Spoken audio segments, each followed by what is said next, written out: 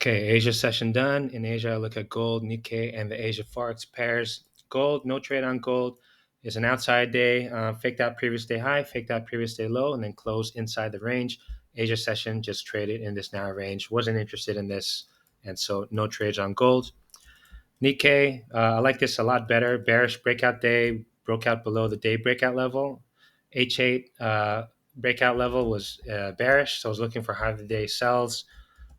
Was waiting for an H4 high fake out right here, but did not do that. Instead, it broke out, and then it turned. Look at the H1, and there was an inside bar. Whenever there's an inside bar, I extend the previous bar's highs and lows, and that becomes a range.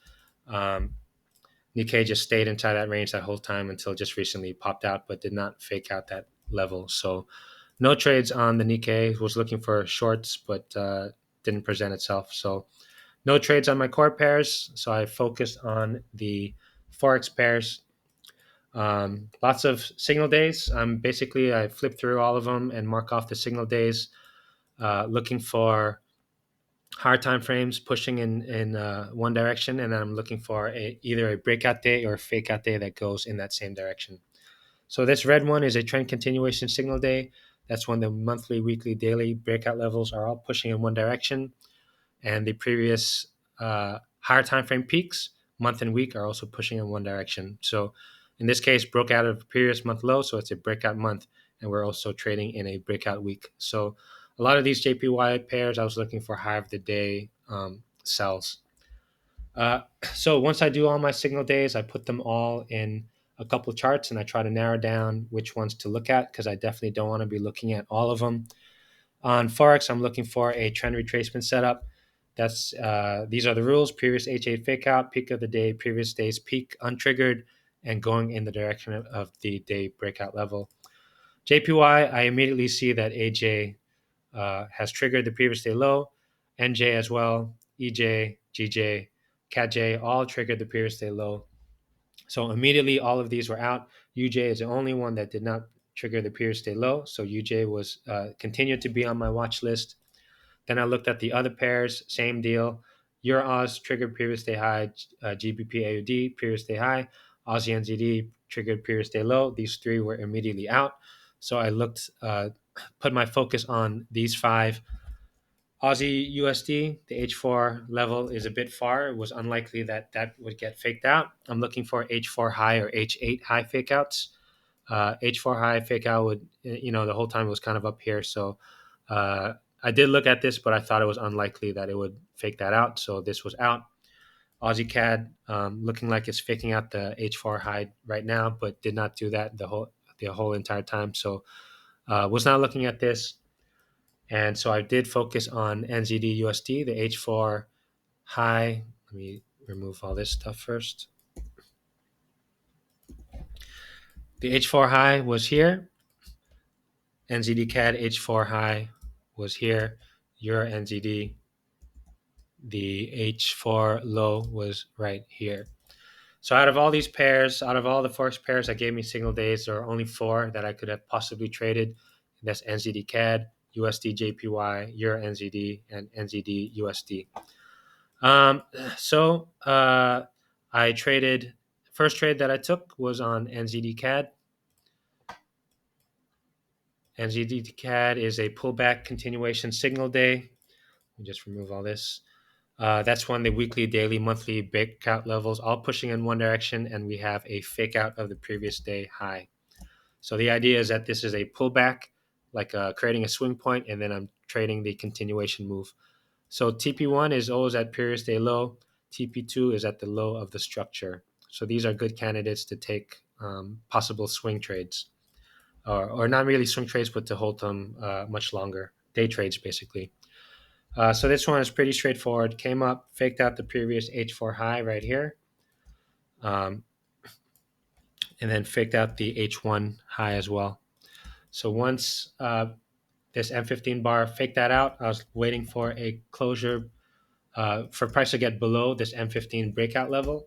I'm bullish above, bearish below these levels. So once price got below that level, I took this straight on the M15.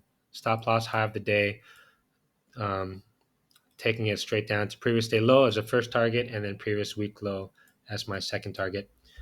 So yeah, this was the first trade I took. Trend retracement setup on NZDCAD, pullback continuation signal day, looking for a continuation of this move, of the higher time frame move.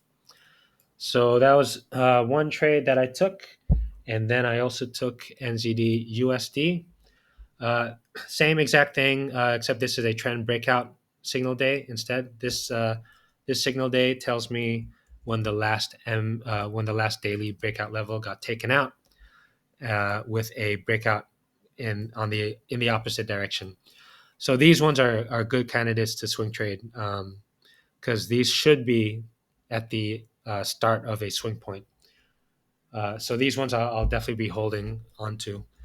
So I was interested once it got below the day breakout level and faked out the H4 high as well. And so I entered this next M15 bar. This M15 bar took out the bullish M15 bar over here. So I was interested here. Next M15 pushed up, stayed below the H4 high, and I entered as price got below that um, M15 low. And I entered at the high of this M15 and taking it down to previous day low as a first target. And then these ones I'll be taking partials and holding my runners. So I don't like to have multiple correlated pairs when I'm trading. So I already took one on NZDCAD. So this one I took at 10:15, 10:15. Since I took an early entry here, 10:15, I was already well in within break even range. So NZDCAD, I went break even at this point. So my open risk was only on NZD USD, and I'm still open on this one. So yeah, those were the only two trades that I took. Uh, Euro NZD I also liked, but we were also, I didn't want to have too many NZD pairs, so I only picked NZD CAD, NZDU, and since I'm still open on NZDU, did not enter on Euro NZD. I don't think I had an entry on this one also. Yeah, the entry was around the same time as NU, so I could not have entered that. Other thing I didn't like about this was the weak breakout low was right there. These breakout levels, I'm bullish above, bearish below. So this technically, when it faked out the H4, I'm still technically bearish on the weekly. So that's why I did not enter on Euro NCD. And I did not enter on UJ. I really liked UJ. It broke above H4 high here, faked out the H1 over here. I was interested to do that, but I really preferred a fake out of the H4 high. Did not fake out the H4 high, and so did not have an entry on this. And as always, my rules save me from taking a loss. If I had entered aggressively, would have taken a loss or maybe break even. So did not take UJ because it did not fake out the H4 high. Yeah, that's it. So only two trades in Asia: NZD CAD, NZD USD, and I'll see if this wants to continue or not. No trades on gold, no trades on Nikkei, and that is all. Now waiting for London.